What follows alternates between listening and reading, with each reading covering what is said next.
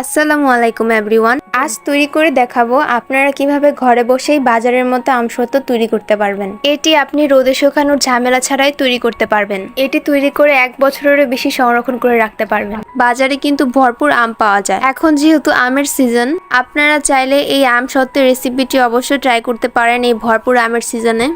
এই আমসত্ত্বটি দেখতেও যেমন সুন্দর, খেতেও তেমন মজাদার।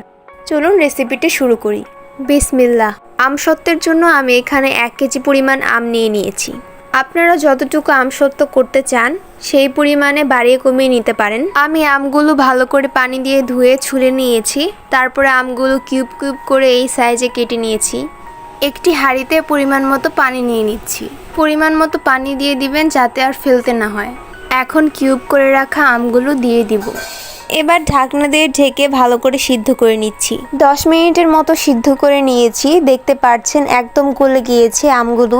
এখন আপনারা চাইলে এই সিদ্ধ আমগুলোকে ব্লেন্ড করে নিতে পারেন, কিন্তু এখন আমি এই সিদ্ধ আমগুলোকে ম্যাশার দিয়ে ম্যাশ করে নিয়ে চালনি দিয়ে চেলে নিব। এই ব্যাটারটি আমি একটি পাত্রে খুব ভালোভাবে চেলে নিচ্ছি। এর ভিতরে যেন একটু আঁশ না থাকে এইভাবে চেলে নিতে হবে। আমি খুব ভালোভাবে চেলে নিয়েছি। এখন চলে যাচ্ছি চুলাতে। ক্যারামেল তৈরি করার জন্য আমি একটা কড়াইয়ে 1 কাপ পরিমাণ চিনি দিয়ে দিব।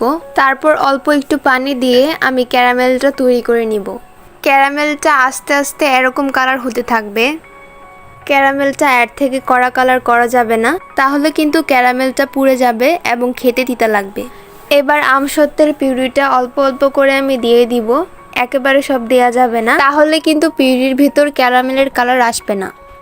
একটা তেজপাতা 2 ভাগ করে দিয়ে দিব আর 1 চা চামচ মরিচের গুঁড়া দিয়ে ভালো করে মিশিয়ে নিব। তারপর 1 চামচ লবণ দিয়ে আবার মিশিয়ে নিব। দেখতেই পাচ্ছেন পিউরিটা ঘন হয়ে এসেছে। এখন আমার আমসত্ত্বের পিউরিটা রেডি হয়ে গেছে। এখন পিউরিটা চুলা থেকে নামিয়ে নিব। আমসত্ত্ব সেট করার জন্য আমি এরকম 2টো স্টিলের প্লেট নিয়ে নিয়েছি। এখানে সামান্য পরিমাণ সরিষার তেল দিয়ে ব্রাশ করে নিব। ঢালার আগে তেজপাতার টুকরো 2টো তুলে নিব। এখন আমসত্ত্বের পিউরিটুকু 2 প্লেটে ঢেলে দিব। এখন সামান্য একটু ট্যাপ করে নিব। এখন আমি আমসত্ত্বগুলো শুকিয়ে নিব। আপনি আপনার সুবিধা মতো যে কোনোভাবেই শুকিয়ে নিতে পারেন।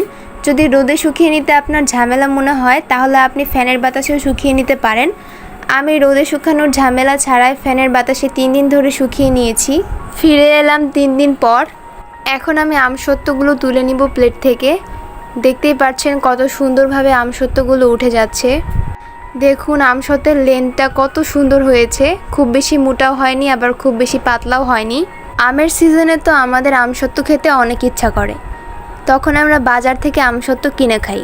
কিন্তু আপনি চাইলে এইভাবেই বাসায় টকঝাল মিষ্টি দারুণ স্বাদের আমসত্ত্ব বানিয়ে নিতে পারেন এবং এটি সারা বছর সংরক্ষণ করে খেতে পারেন।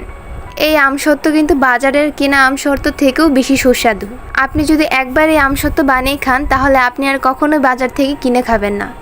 সত্যিই আমসত্ত্বগুলো অনেক মজার হয়েছিল। আপনাদেরকে আমি বললাম আপনারা চাইলে এই আমসত্ত্ব সারা বছর সংরক্ষণ করে খেতে পারবেন, কিন্তু আমার আর এই আমসত্ত্ব সারা বছর সংরক্ষণ করা হলো না।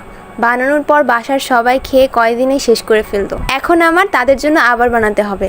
এই ছিল আমার আজকের রেসিপি। আমার এই ভিডিওটি যদি আপনার ভালো লেগে থাকে তাহলে আমার ভিডিওতে লাইক, কমেন্ট এবং শেয়ার করে দিবেন। আর আমার চ্যানেল নতুন এসে থাকলে আমার চ্যানেলটিকে সাবস্ক্রাইব করে পাশে থাকা বেল আইকনটি অন করে দিবেন, যাতে আমার নিত্য নতুন ভিডিও আপনি পেয়ে যান সবার আগে। আর আমার এই ভিডিওটি ফেসবুক থেকে দেখে থাকলে আমার ফেসবুক পেজটিকে ফলো করে দিবেন। আজ এই পর্যন্তই, দেখা হবে আবার নেক্সট ভিডিওতে। আল্লাহ হাফেজ।